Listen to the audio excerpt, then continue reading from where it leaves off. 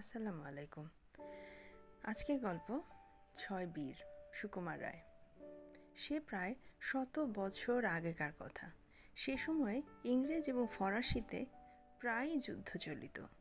দুই পক্ষেই বড় বড় বীর ছিলেন। তাদের আশ্চর্য বীরত্বের কাহিনী ইউরোপের দেশে বিদেশে লোকে অবাক হইয়া শুনিত। ইংল্যান্ডের রাজা তৃতীয় এডওয়ার্ড তখন খুব বড় সৈন্যদল লইয়া ফ্রান্সে যুদ্ধ করিতেছিলেন। ফ্রান্সের উত্তর দিকে সমুদ্রের উপকূলে ইংল্যান্ডের খুব কাছাকাছি একটি শহর আছে, তার নাম ক্যালেস। এই শহরটির উপর বহুকাল ধরিয়া ইংরেজদের চোখ ছিল, কারণ এইটি দখল করিতে পারিলে ফ্রান্সে যাওয়া আসা খুবই সহজ হয়। এডওয়ার্ড জল স্থল দুই দিক হইতে এই শহরটিকে ঘেরাও করিয়া ফেলিলেন। ক্যালেস শহরে সৈন্য সামন্ত বেশি ছিল না, কিন্তু সেখানকার দুর্গ বড় ভয়ানক। তার চারিদিক উঁচু দেয়াল ঘেরা, সেই দেয়ালের বাইরে প্রকাণ্ড খাল, একটা ফটকের সামনে একটি পোল। সেই পোল দুর্গের ভেতর হইতে গুটাইয়া ফেলা যায়। সে সময়ে কামান ছিল বটে, তাহার গোলাতে মানুষ মরে, কিন্তু দুর্গ ভাঙে না। সুতরাং জোর করিয়া দুর্গ দখল করা বড় সহজ ছিল না। কিন্তু এডওয়ার্ড তাহার জন্য ব্যস্ত হইলেন না। তিনি শহরের পথঘাট আটকাইয়া প্রকাণ্ড তাঁবু গাড়িয়া দিনের পর দিন নিশ্চিন্তে অপেক্ষা করিতে লাগিলেন। মতলবটি এই যে, যখন দুর্গের ভেতরের খাবার সব ফুরাইয়া আসিবে আর ভেতরের লোকজন ক্রমে কাহিল হইয়া পড়িবে, তখন তাহারা আপনা হইতেই হার মানিবে। মিছিমিছি লড়াই হাঙ্গামা করিবার দরকার হইবে না। ক্যালেসের লোকেরা যখন দেখিল ইংরেজরা চারিদিক হইতে পথঘাট ঘিরিয়া ফেলিতেছে, তখন তাহারা শিশু, বৃদ্ধ, অক্ষম এবং দুর্বল লোকদিগকে এবং স্ত্রী লোকদিগকে শহরের বাহিরে পাঠাইয়া দিল। তারপর কিছুদিন ধরিয়া ইংরেজ ও ফরাসিতে রেষারেষি চলিতে লাগিল। ফরাসিদের মতলব বাহির হইতে দুর্গের ভেতরে খাবার পৌঁছাইবে। ইংরেজদের চেষ্টা যে সেই খাবার কিছুতেই ভেতরে যাইতে দেবে না। ডাঙার পথে খাবার পৌঁছানো একরূপ অসম্ভব ছিল, কারণ সেদিকে ইংরেজদের খুব কড়াকড়ি পাহারা। সমুদ্রের দিকেও ইংরেজদের যুদ্ধ জাহাজ সর্বদা ঘোরাফেরা করিত, কিন্তু অন্ধকার রাত্রে তাদের এড়াইয়া ফরাসি নাবিকেরা মাঝে মাঝেই রুটি, মাংস, শাক সবজি প্রভৃতি শহরের মধ্যে পৌঁছাইয়া দিত। মোরো দো মেস্তিয়াল নামক দুইজন নাবিক এই কাজে আশ্চর্য সাহস ও বাহাদুরি দেখাইয়াছিল। একবার নয়, দুবার নয়, তাহারা বহু দিন ধরিয়া এইরকম সেই শহরে খাবার জোগাইয়াছিল। ইংরেজরা তাহাদের ধরিবার জন্য কতবার কত চেষ্টা করিয়াছিল, কিন্তু প্রতিবারই তাহারা ইংরেজ জাহাজগুলিকে ফাঁকি দিয়া পালাইত। এই রকমে 6 মাস কাটিয়া গেল। তবু দুর্গের লোকেরা দুর্গ ছাড়িয়া দিবার নাম পর্যন্ত করে না। তখন রাজা এডওয়ার্ড কিছু ব্যস্ত হইয়া পড়িলেন। তিনি আরও লোকজন আনাইয়া সমুদ্রের তীরে দুর্গ বানাইলেন। সেখানে খুব জবরদস্ত পাহারা বসাইলেন। সমুদ্রের ধারে পাহাড়ের বড় বড় পাথর ছুঁড়িবার যন্ত্র বসাইলেন। নৌকার সাধ্য কি সেদিক দিয়া শহরে প্রবেশ করে। খাবার আসিবার পথ তখন বন্ধ হইতে চলিল। দুর্গের লোকেদেরও তখন হইতে ক্ষুধার কষ্ট আরম্ভ হইল। তাহারা দুর্বল হইয়া পড়ায় তাহাদের মধ্যে নানা রকম রোগ দেখা দিতে লাগিল। তবু তাহারা মাঝে মাঝে দল বাঁধিয়া ইংরেজদের শিবির হইতে খাবার কাড়িয়া আনিতে চেষ্টা করিত, কিন্তু তাহাতে যেটুকু খাওয়া জুটিত তাহা অতি সামান্য। দুর্গের সৈন্যরা মাসের পর মাস ক্ষুধার কষ্ট সহ্য করিয়াও আশ্চর্য তেজের সঙ্গে দুর্গ রক্ষা করিতে লাগিল। তাহাদের এক ভরসা এই যে, ফরাসি রাজা ফিলিপ অবশ্যই সৈন্য সামন্ত লইয়া তাহাদের সাহায্য করিতে আসিবেন। একদিন সত্য সত্যই দেখা গেল, শহর হইতে কিছু দূরে ফরাসি সৈন্যরা আসিয়া হাজির হইয়াছে। তাহাদের রঙিন নিশান আর সাদা তাঁবুগুলো দুর্গের লোকেরা যখন দেখিতে পাইল, তখন তাহাদের আনন্দ দেখে কে। তাহারা ভাবিল, আমাদের এত দিনের ক্লেশ সার্থক হইল। যা হোক, ফিলিপ আসিয়াই ইংরেজরা কোথায় কেমনভাবে আছে তাহার খবর লইয়া দেখিলেন যে এখান হইতে ইংরেজদের হটানো বড় সহজ হবে না। ক্যালাসে ঢুকিবার পথ মাত্র দুইটি। একটি একেবারে সমুদ্রের ধারে, সেদিকে ইংরেজদের বড় বড় জাহাজ 24 ঘন্টা পাহারা দেয়, আর একটি পথে পোলের উপর দিয়া নদী পার হইতে হয়। সেই পোলের উপর ইংরেজরা রীতিমতো দখল করিয়া বসিয়া আছে। পোলের মুখে দুর্গ বসাইয়া বড় বড় যোদ্ধারা তাহার মধ্যে তীরন্দাজ লইয়া প্রস্তুত হইয়া আছে। তাহারা প্রাণ থাকিতে কেহ পথ ছাড়িবে না। ইহা ছাড়া আর সব জলাভূমি।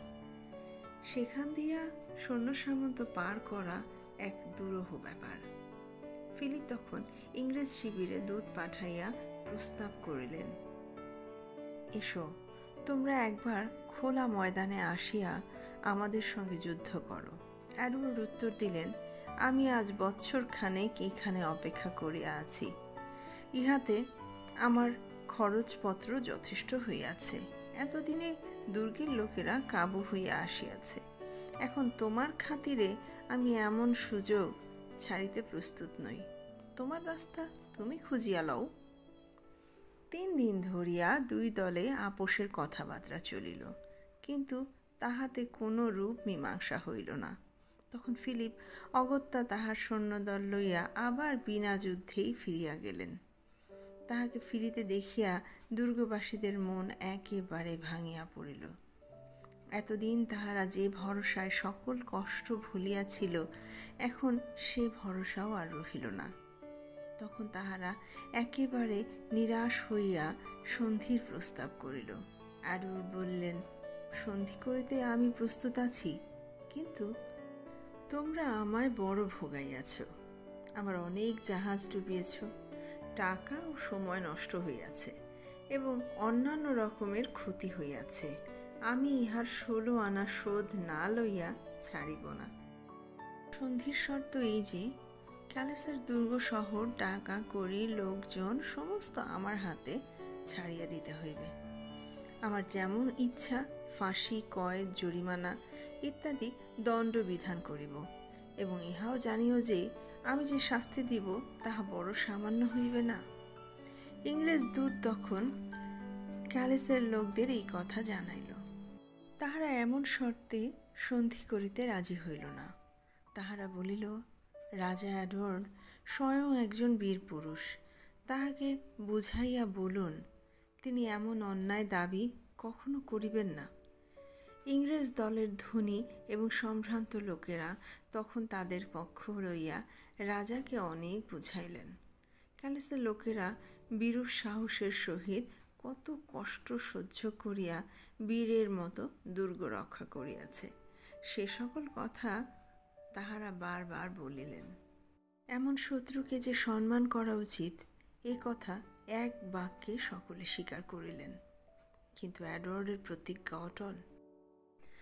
অনেক বলা কওয়ার পর তিনি একটু নরম হইয়া এই হুকুম দিলেন, ক্যালাসের লোকেরা যদি ক্ষমা চায় তবে তাদের 6 জন প্রতিনিধি পাঠাইয়া দিক। তাহারা দুর্গের চাবি লইয়া খালি পায়ে, খালি মাথায়, গলায় দড়ি দিয়া আমার কাছে আসুক এবং সকলের হইয়া শাস্তি গ্রহণ করুক। তাহা হইলে আর সকলকে মাফ করিতে পারি, কিন্তু এই 6 জনের আর ক্ষমা নেই। ইংরেজ দূত আবার দুর্গে গিয়ে এই হুকুম জানাইল। দুর্গের লোকেরা রাজার আদেশ জানিবার জন্য ব্যগ্র হইয়া অপেক্ষা করিতেছিল। এই হুকুম শুনিয়া তাহারা স্তব্ধ হইয়া গেল। তখন ক্যালাসের সম্ভ্রান্ত ধনী বৃদ্ধ সেন্ট পিয়ের বলিয়া উঠিলেন, বন্ধুগণ, আমার জীবন দিয়া যদি তোমাদের বাঁচাইতে পারি, তবে ইহার চাইতে সুখের মৃত্যু আমি চাহি না। আমি 6 জনের মধ্যে প্রথম প্রতিনিধি রূপে দাঁড়াইলাম। এই কথায় চারিদিকে ক্রন্দনের রোল উঠিল। অনেকে সেন্ট পিয়ারের পায়ে পড়িয়া কাঁদিতে লাগিল। দেখিতে দেখিতে আরও 5 জন লোক অগ্রসর হইয়া তাহার পার্শ্বে আসিয়া দাঁড়াইল এবং বলিল, আমরাও মৃত্যুদণ্ড গ্রহণ করিতে প্রস্তুত আছি। এই দৃশ্য দেখিয়া ইংরেজ দূতের চোখে জল আসিল। তিনি বলিলেন, রাজা এডওয়ার্ড যাহাতে তাহাদের প্রতি সদয় হন, আমি এই জন্য প্রাণপণ চেষ্টা করিব। 6 জন প্রতিনিধিকে রাজার সভায় উপস্থিত করা হইল। তাহারা শান্তভাবে রাজার সম্মুখে হাঁটু গাড়িয়া বসিলেন। তারপর সেন্ট পিয়ার ধীরে ধীরে বলিতে লাগলেন, আমাদের ক্যালেসবাসী বন্ধুগণ, এতদিন অসহ্য দুঃখ কষ্ট সহ্য করিয়া দুর্গ রক্ষা করিয়াছেন। তাহাদের অযোগ্য প্রতিনিধি আমরা। আজ তাহাদের জীবন রক্ষার জন্য দুর্গের চাবি আপনার কাছে দিতেছি। এখন আমরা সম্পূর্ণভাবে আপনার ইচ্ছা ও আদেশের অধীন রহিলাম। সভাশুদ্ধ লোক স্তম্ভিত হইয়া তাহাদের দিকে চাহিয়া রহিল। 6 জনের সকলেই বয়সে বৃদ্ধ। বহুদিন অনাহারে তাহাদের শরীর শুকাইয়া গিয়াছে। তাহাদের গম্ভীর প্রশান্ত মুখে কষ্টের রেখা পড়িয়াছে। একজন এত দুর্বল যে চলিতে পা কাঁপে, অথচ তাহাদের মন এখনো তেজে পরিপূর্ণ। তাহাদের দেখিয়া ইংরেজ যোদ্ধাগণের মনে শ্রদ্ধার উদয় হইল। সকলেই বলিতে লাগিল, ইহাদের ওপর শাস্তি দিয়া প্রতিশোধ লওয়া কখনোই উচিত নয়। যিনি দূত হইয়া গিয়াছিলেন তিনি বলিলেন, ইহাদের শাস্তি দিলে রাজা এডওয়ার্ডের কলঙ্ক হইবে, ইংরেজ জাতির কলঙ্ক হইবে। কিন্তু এডওয়ার্ডের মন গলিল না।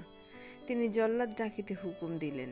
তখন ইংল্যান্ডের রানী ফিলিপা বন্দীদের মধ্যে কাঁদিয়া পড়িলেন এবং 2 হাত তুলিয়া যিশুর দোহাই দিয়া এডওয়ার্ডকে বলিলেন, ইহাদের তুমি ছাড়িয়া দাও। তখন এডওয়ার্ড আর না বলিতে পারিলেন না। 6 বীরকে মুক্তি দিয়া রানী তাহাদিগকে তাহার নিজের বাড়িতে লইয়া গেলেন এবং পরিতোষপূর্বক ভোজন করাইলেন এবং নানা প্রকার উপহার দিয়া বিদায় দিলেন। ইহাদের বীরত্বের কথা ফরাসিরা আজও ভোলেন নাই। ইংরেজও তাহা স্মরণ করিয়া রাখিয়াছেন। গল্পটি এখানেই শেষ হলো। নিয়ে আসবো নতুন আরেকটি গল্প। ততক্ষণ সাথী থাকুন। ধন্যবাদ।